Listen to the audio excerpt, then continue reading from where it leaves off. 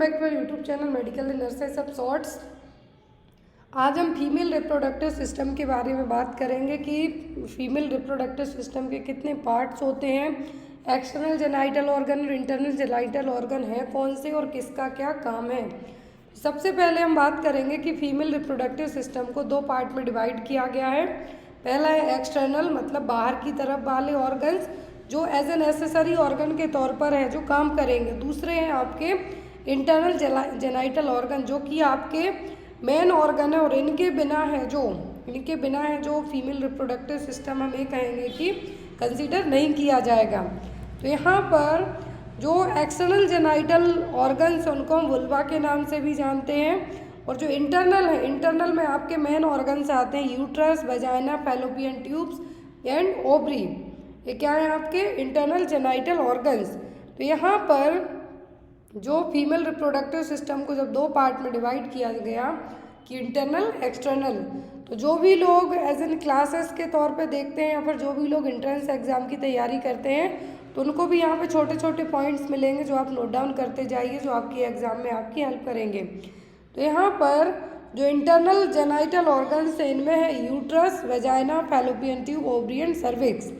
External में आपके आएंगे वुल्वा और जिसको हम प्यूडेंडम नाम से भी जानते हैं। अब कुछ ऐसे ऑर्गन्स होते हैं, यदि आप इसमें मेल रिप्रोडक्टिव सिस्टम से कंपेयर करके देखेंगे, कंपैरिजन का मतलब है कि दोनों के जिस तरीके का काम मेल रिप्रोडक्टिव सिस्टम में उस ऑर्गन का है वैसा ही फीमेल रिप्रोडक्टिव सिस्टम में ये ऑर्गन उस तरीके से काम करेगा। तो सबसे पहला और मेन हम पढ़ेंगे वो है यूट्रस। क्या है यूट्रस?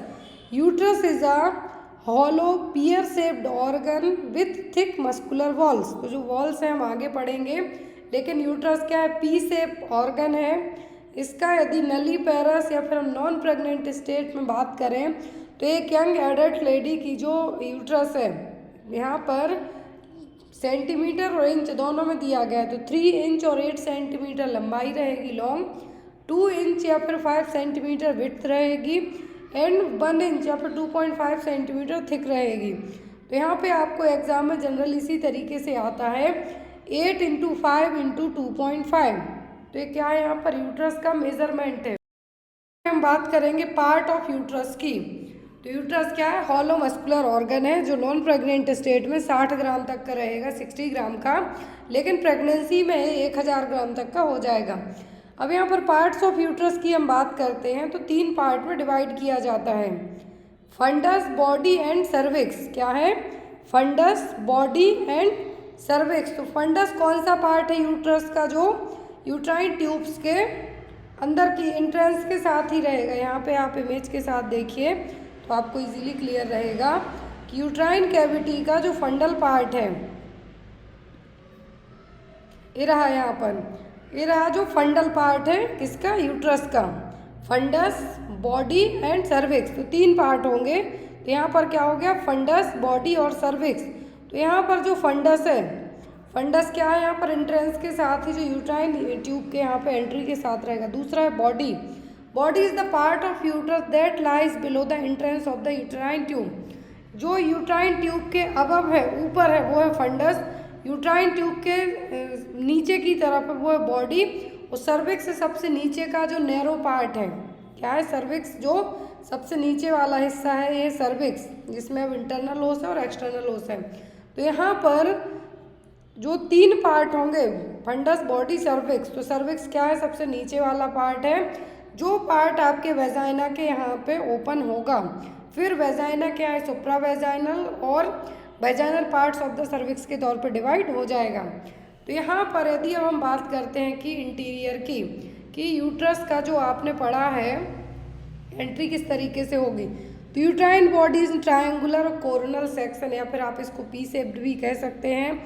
यहाँ पर the cavity of the cervix, the cervical canal communicates with the cavity of body through the internal ओस। तो जो आपका अंदर वाला पार्ट, सर्विक्स को भी 2 पार्ट में डिवाइड किया है कि जो अंदर साइड वाला पार्ट है वो कहलाएगा इंटरनल ओस, और जो बाहर की तरफ वेजाइना की तरफ ओपन होगा वो कहलाएगा आपका एक्सटर्नल ओस।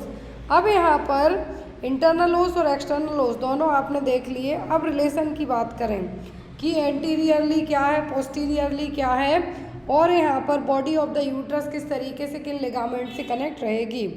तो यहाँ पर जो एंटीरियरली है, एंटीरियरली मतलब यहाँ पे आगे की तरफ क्या है, body of the uterus is related to the uterovesical pouch and the superior surface of the bladder. पीछे की तरफ, ऊपरी तरफ है जो ब्लैडर रहेगा, और जो आपका एंटीरियर पार्ट है वहाँ पर वेसिकुलर पाउच रहेंगे। यहाँ से आप देखिए, इसमें और शॉर्ट में लिखा है जो आपको इजीली समझ में आए।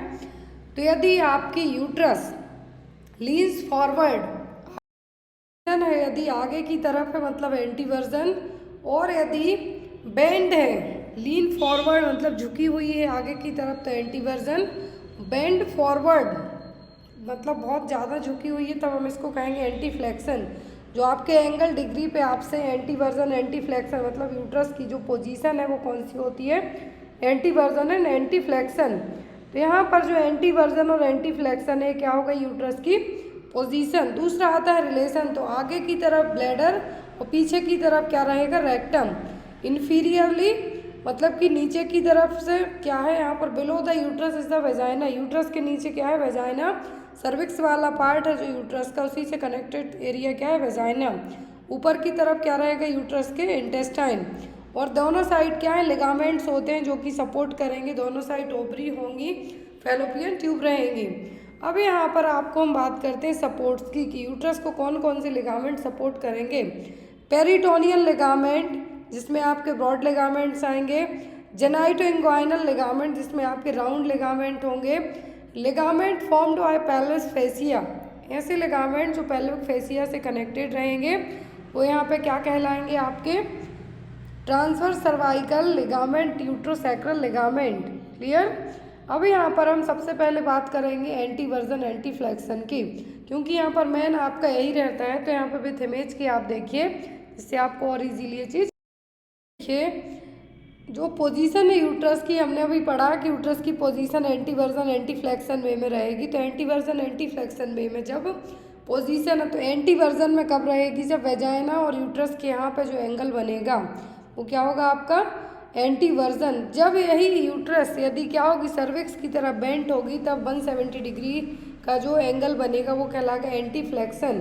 क्लियर है। तो ये दो चीज़ें क्या है आपकी, एंटीवर्जन एंड एंटी फ्लेक्शन, क्योंकि ये आपको एग्जाम में आती हैं तो आपको ये चीज़ें याद रखनी है। नेक्स्ट यहाँ पे हम बात करेंगे कि जो पार्ट्स हैं यूट्रस के, क्या है, पार्ट्स हैं यूट्रस के। तो अभी हमने जस्ट पढ़े यूट्रस के 3 पार्ट होते हैं, फंडस, बॉडी, सर्विक्स। अब यहाँ पर पार्ट ऑफ यूट्रस के बाद बात आती है आपकी लेयर्स की। क्या होंगी, लेयर्स होंगी। जो यूट्रस की 3 लेयर होती हैं, कितनी, 3, एंडोमेट्रियम, मायोमेट्रियम और पेरीमेट्रियम। 3 लेयर्स है जो यूट्रस को कवर करेंगी। कौन कौन सी, एंडोमेट्रियम, मायोमेट्रियम एंड पेरीमेट्रियम। अब ये तीनों लेयर हैं जो इनके काम भी रहेंगे, इनके फंक्शन भी रहेंगे। तो यहाँ पर सबसे पहली आती है एंडोमेट्रियम। कौन सी, एंडोमेट्रियम, जो कि सीलिएटेड एपिथेलियम से मिलके बनी हुई होती है। और यहाँ पर जो एंडोमेट्रियम है मेंस्ट्रुएशन के टाइम पर एक थिक बॉल बनाने का काम भी करती है। फिर दूसरी आती है मायोमेट्रियम, जिसको मिडिल लेयर कहेंगे, जो कि थिक है, अपर पार्ट है यूट्रस का। और यहाँ पर एक किस तरीके से रहेगी, इसके भी 3 पार्ट होते हैं मायोमेट्रियम के, क्योंकि ये मसल कोटिंग है। तो आउटर लॉन्गिट्यूडनल, मिडिल वाला ऑब्लिक और इनर वाला सर्कुलर, क्या है, 3 पार्ट है।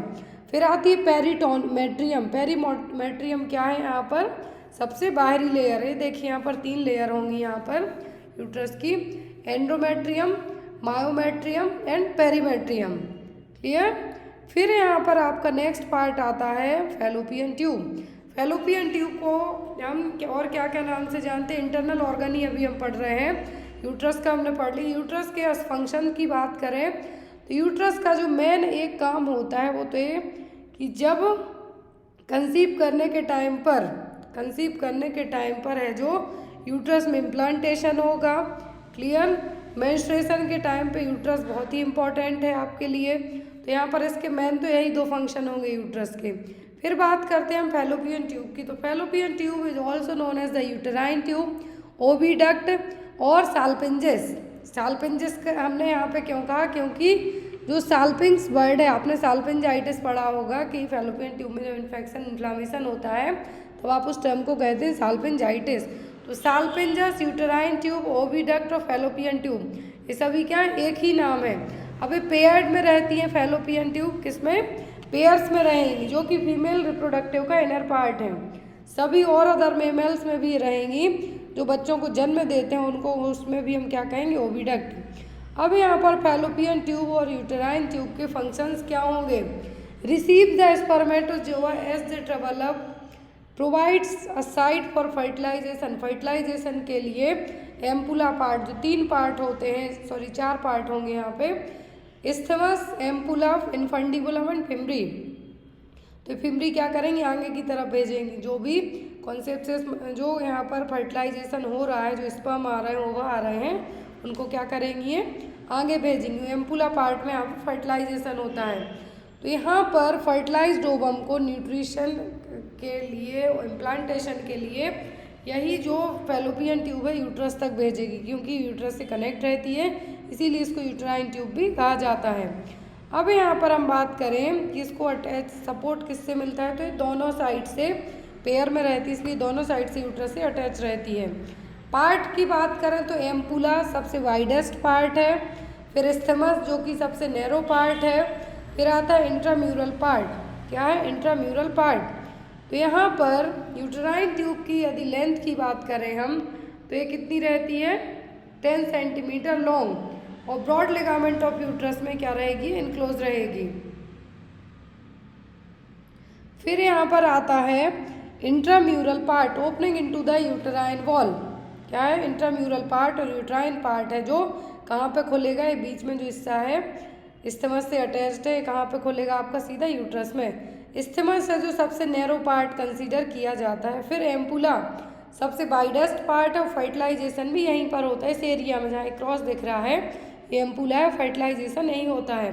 फिर आता है इनफंडिबुलम, जो कि फिम्बरी अटैच रहेंगी इसमें, और जो फिंगर लाइक प्रोजेक्शन है, जिसको फिम्बरी कहेंगे, ये ओवरी से कनेक्ट रहेंगी, और इसी ओवरी से जब ओवा रिलीज होगा, रिलीज होके यहाँ पे आएगा, क्या है, ओवरी से जब ओवम रिलीज होगा, एग रिलीज होगा, तो इन्हीं फिम्बरी के थ्रू इनफंडिबुलम से होते हुए एम्पुला एरिया में आएगा। एम्पुलरी पार्ट से यदि नॉन प्रेगनेंसी स्टेट है, तो यहाँ से सीधा ओव्यूलेशन के टाइम पे मेंस्ट्रुएशन और ओव्यूलेशन की प्रोसेस होती है, तो उसमें वो बाहर निकल जाएगा। और फर्टिलाइजेशन होगा यदि, तो यहाँ से आपके सर्विक्स, सॉरी वेजाइना सर्विक्स के थ्रू होते हुए यूट्रस से जो स्पर्म है वो कहाँ तक आएगा, यूटेराइन ट्यूब तक, और यहाँ से आपका ओवा जाएगा, और यहाँ फर्टिलाइजेशन होगा। फिर यहाँ से फर्टिलाइजेशन होने के बाद वापस इम्प्लांटेशन के लिए यूट्रस में आ जाएगा। क्लियर। तो अब यहाँ पर ये देखिए जो फिम्बरी किस तरीके से काम करेंगी, यूटेराइन ट्यूब के जो कनेक्टेड पार्ट है, तो यहाँ पर ओवरी ने अपना एग रिलीज किया, ओवरी ने एग रिलीज किया, फिम्बरी से अटैच्ड होते हुए यहाँ पर ये फिम्बरी से अटैच होते हुए इनफंडिबुलम से सीधा कहाँ पे आ गए, एम्पुला में। एम्पुला में आए, एम्पुला से यदि यहाँ पर जो डाउन साइड से, या फिर हम ये कहेंगे कि स्पर्म है, यदि सेक्सुअल एक्टिव है आप, स्पर्म है, तो ये सीधा यहाँ से सर्विक्स, वेजाइना सर्विक्स के थ्रू, यूट्रस के थ्रू यहाँ पे एम्पुला एरिया में आएंगे। लेकिन यदि नहीं है तो यही एग रिलीज हुआ है जो सीधा यहाँ से बाहर आ जाएगा। क्लियर। नेक्स्ट पार्ट आता है आपका सर्विक्स। सर्विक्स क्या है, लोअर पोर्शन और नेक ऑफ द यूट्रस। जो हमने पार्ट पढ़े थे यूट्रस के, उन्हीं में से एक हिस्सा क्या है, सर्विक्स। तो सर्विक्स की इंटरनल ऑर्गन है यहाँ पर। अब यहाँ पर सर्विक्स की जो एक म्यूकस लाइनिंग रहती है, इसको हम कहेंगे सर्वाइकल म्यूकस, जो कि लुब्रिकेशन प्रोवाइड करती है, स्पर्म ट्रांसपोर्ट में हेल्प करती है, सेक्सुअल इंटरकोर्स के टाइम पर ड्राइनेस को कम करती है। तो यहाँ पर जो ग्लैंड्स भी होती हैं, कुछ बर्थोलिन ग्लैंड होती हैं, वेजाइना के यहाँ पे होती हैं, वो हमने जो हमारा सेकंड चैनल है मेडिकल एंड नर्सेस था, उस पर पढ़ा है बर्थोलिन ग्लैंड कई बार। तो अब यहाँ से जो होते हुए सर्वाइकल जो पार्ट है, नेक ऑफ यूट्रस जिसको आप कहते हैं, क्या है नेक ऑफ यूट्रस, क्या कहेंगे आप, सर्विक्स के लिए। अब यहाँ पर जो सर्विक्स है, सर्विक्स का सबसे इम्पोर्टेंट रोल प्ले होता है कि जब डिलीवरी के टाइम पर यूट्रस से जो बच्चा बाहर आता है वो सर्विक्स के थ्रू ही, सर्विक्स वेजाइना के थ्रू बाहर आएगा। तो जब सर्विक्स में डायलिटेशन होता है तब जाके बच्चा बाहर आता है, बिना सर्विक्स डायलेट होने के बच्चा बाहर नहीं आएगा। तो सर्विक्स का एक मेन फंक्शन क्या है, जैसे स्पर्म को ट्रांसपोर्ट करने का काम करेगी अंदर, वैसे ही बच्चे को बाहर लाने में भी ये हेल्प करेगी। फिर आती है आपकी वेजाइना। वेजाइना में क्या है, मस्कुलर रिजिड सीथ है जो कि एक्सटर्नल जेनाइटल और यूट्रस से क्या रहेगी, कनेक्ट रहेगी। इसके दो फंक्शन है, टू वे स्ट्रीट। एक है accepting the penis during the intercourse and sperm during the intercourse. तो पेनिस और स्पर्म दोनों को एक्सेप्ट करने इंटरकोर्स के टाइम पर इसी वेजाइना के थ्रू जो आपके सीमेन के थ्रू जो स्पर्म जाएंगे वो कहाँ जाएंगे, यूट्रस में जाएंगे। और बर्थ के लिए बहुत ही अच्छी प्रोसेस है, प्रोसेस में हेल्प करेगा। तो अभी हमने इंटरनल ऑर्गन पढ़े। फिर आपकी आती है ओवरी। ओवरी के लिए हम कहते हैं फीमेल गोनेट्स। क्या है, फीमेल गोनेट्स। तो यहाँ पर जैसे स्क्रोटम है मेल में, टेस्टिकल्स हैं, टेस्टिस हैं, वैसे ही यहाँ पर ओवरीज हैं। एक कंपेरिजन किया जाए तो ओवरीज को हम फीमेल गोनेट्स भी कहते हैं। क्यों कहते हैं, क्योंकि ये हार्मोन प्रोड्यूस करती हैं, एस्ट्रोजन और प्रोजेस्टेरोन, जो एक नॉर्मल वुमेन में ज़रूरी होते हैं प्रेगनेंसी रिप्रोडक्टिव ऑर्गन्स के लिए। तो यहाँ पर ओवरी का काम होता है एग को प्रोड्यूस करना हर एक फीमेल में। यहाँ पे कहा गया है कि every female is born with a lifetime supply of egg. लेकिन जब पीरियड्स आना बंद होते हैं तो ओवरी आपकी एग बनाना बंद कर देती हैं। तो यहाँ पर जब ओवरी के फंक्शन की बात आए तो ओवरी को हम क्या कहेंगे, एक तो फीमेल गोनेट्स कहेंगे, इंटरनल ऑर्गन है, साथ ही साथ एस्ट्रोजन और प्रोजेस्टेरोन हार्मोन को रिलीज करेगा। अब यहाँ पर हम एक्सटर्नल जेनाइटेलिया की बात करें तो एक्सटर्नल में का जो पूरा पार्ट है, पूरा पार्ट जिसको हम कहेंगे mons pubis, clitoris, prepuce, labia minora, majora, ये सभी क्या है आपकी यूरेथ्रल ऑर्फिस, ये सब क्या है एक्सटर्नल ऑर्गन, इसको आप बाहर से विजुअली देख सकते हैं। Vulva is the which runs from the pubic area downward to the rectum. तो ऊपर से लेके नीचे तक जो रेक्टम तक का एरिया वो कहलाता है वल्वा। और एक्सटर्नल जेनाइटल ऑर्गन, सबसे पहले हम बात करें लेबिया मेजोरा की, जिसको आप ग्रेटर लिप्स कहेंगे।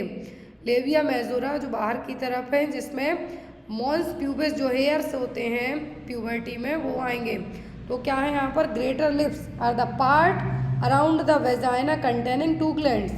तो यहाँ पर वेजाइना के यहाँ पे मैंने अभी आपको बताया कि 2 ग्लैंड्स होती हैं, बर्थोलिन ग्लैंड्स होती हैं जो लुब्रिकेशन में हेल्प करती हैं। तो यहाँ पर labia majora is the greater lips and are the part around the vagina containing 2 glands, it's known as the Bartholin gland that secrete some kind of mucus, जो कि लुब्रिकेशन का काम करेंगे, इंटरकोर्स के टाइम पर ड्राइनेस नहीं रहेगी। फिर आता है लेबिया माइनोरा, जिसको आप लेजर लिप्स के नाम से भी जान सकते हैं। ये थिन रहेगी, हेयरलेस रहेगी, यहाँ पे हेयर्स नहीं आएंगे, मतलब मॉन्स प्यूबिस हैं जो नहीं आएंगे, जो कि यहाँ पर क्या है, द लेजर लिप्स और labia minora are thin hairless ridge at the entrance of the vagina. Vagina की एंट्री यहीं से होती है, लेबिया माइनोरा से। In front they split the enclose to clitoris. अब इसके बाद वाला हिस्सा आता है क्लाइटोरिस। क्या है क्लाइटोरिस, जैसे मेन में पेनिस है जो इरेक्शन का काम करेगी ड्यूरिंग द इंटरकोर्स, वैसे ही फीमेल में यदि बात करें तो पेनिस के इक्वली क्लाइटोरिस को भी कंसीडर किया जाता है, जो एक्सटर्नल जेनाइटल ऑर्गन है क्लाइटोरिस। तो पेनिस, मेल में पेनिस, फीमेल में क्लाइटोरिस को है जो कॉमनली एक सा कंसीडर किया जाता है। It's a small P shaped structure, it place an important part in sexual excitement in female. जैसे मेल में सेक्सुअल एक्साइटमेंट के टाइम पे पेनिस इरेक्ट होता है, वैसी फीमेल में जो क्लाइटोरिस के लिए यहाँ पे क्या कहा गया है, आपका सेक्सुअल एक्साइटमेंट में ये भी क्या होगा, एक इम्पॉर्टेंट रोल प्ले करेगा। और इसकी आप कंपैरिजन पेनिस से, आपके जो और ऑर्गन है वो है एक्सटर्नल जेनाइटेलिया में ही यूरेथ्रल ओपनिंग और यूरेथ्रल ऑर्फिस और external urinary opening in below the clitoris. तो जैसे हम मेल रिप्रोडक्टिव सिस्टम भी पढ़ेंगे जो नेक्स्ट क्लास होगी उसमें, वैसे ही मेल में तो क्या होगा, पेनिस में ही यूरेथ्रल ओपनिंग रहेगी, लेकिन फीमेल में वेजाइना में या फिर सर्विक्स के यहाँ पे यूरेथ्रल ओपनिंग नहीं रहती। इसमें क्या रहेगा कि जो यूरेथ्रल ऑर्फिस है वो कहाँ पे रहेगा, urinary opening is below the clitoris, clitoris के नीचे। ये देखिए यूरेथ्रल ओपनिंग आपको दिख रही है, इस इमेज में दिखाई गई है, ये क्या है, क्लाइटोरिस के नीचे बिलो है, upper wall of the vagina and the passage for urine. तो अपर वॉल है वेजाइना की, लेकिन यहाँ पर क्लाइटोरिस के नीचे है तो क्या है यूरेथ्रल ओपनिंग, बट मेल में ऐसा नहीं होता है। पेनिस में ही जब एजैकुलेशन होता है तो हम कहते हैं कि एक जगह का कैप बंद हो जाता है तो यूरिन पास नहीं होगी। उसी तरीके से वो हम जब मेल रिप्रोडक्टिव सिस्टम पढ़ेंगे उसमें पढ़ाएंगे। वैसे ही यहाँ पर लेकिन सेपरेट होता है। हाइमेन फिर आता है, यहाँ पर एक और पार्ट होता है हाइमेन, जो कि thin crescentic fold of tissue which partially covers the opening of the vagina. तो यहाँ पर आपने कुछ टाइम पहले न्यूज़ सुनी होगी, देखी होगी, बिहार में हाइमेनोरेफ्री और हाइमेनोप्लास्टी बहुत ज़्यादा करवाई गई। क्यों? क्योंकि हाइमेन के लिए मेडिकली फील्ड में तो कंसीडर नहीं किया गया वर्जिनिटी को लेके कि आपने कभी भी सेक्स नहीं किया है, लेकिन हाइमेनोप्लास्टी जो आपने हाइमेनोरेफ्री और प्लास्टी पढ़ा है, बहुत सारे लोग किसी को अपनी शादी टूटने का डर रहता है या फिर कुछ और रीज़न होते हैं तो हाइमेनोप्लास्टी करवा लेते हैं। लेकिन ये जो हाइमेन है वर्जिनिटी के लिए कंसीडर नहीं की जाती है। इसका काम क्या है कि जो वेजाइनल ओपनिंग है वो नहीं, वेजाइनल ओपनिंग के पहले एक बहुत ही थिन पार्शियल कवरिंग लेयर रहेगी टिश्यूज़ की, तो इसको रिपेयर किया जाता है, तो ये कहलाती है हाइमेनोप्लास्टी और हाइमेनोरेफ्री। तो अब यहाँ पर जो हाइमेन है ये आपकी सेक्सुअल इंटरकोर्स के अलावा किसी भी साइकिलिंग, स्विमिंग, इस तरीके की एक्टिविटी में भी रप्चर हो जाती है और कुछ केस में इसको कंसीडर कर दिया जाता है कि आप वर्जिन नहीं हैं। तो इसीलिए जो स्पेशली ऐसे एरियाज, इवन पढ़े लिखे जो एजुकेटेड पीपल हैं वो भी हाइमेनोरेफ्री रिफ़र करते हैं। फिर यहाँ पर आपका जो ओवरी है हम ऑलरेडी पढ़ चुके हैं।